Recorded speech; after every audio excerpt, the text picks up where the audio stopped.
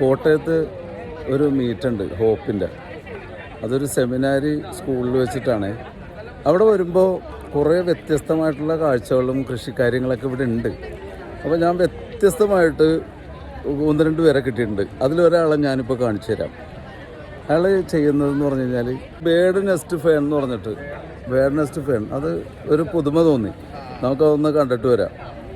ഈ bird nest fern എന്ന് പറഞ്ഞു കഴിഞ്ഞാൽ ഇത് ഫേണുകൾ ഒരുപാട് വെറൈറ്റി ഉണ്ട്. പക്ഷേ ഇത് ബേഡ് നെസ്റ്റ് ഫേൺ ആണ്. ഇതിൽ 3 ഐറ്റം, 1 കഴിഞ്ഞിട്ടുണ്ട് ഈ ഫോട്ടോയിൽ കാണുന്നത്.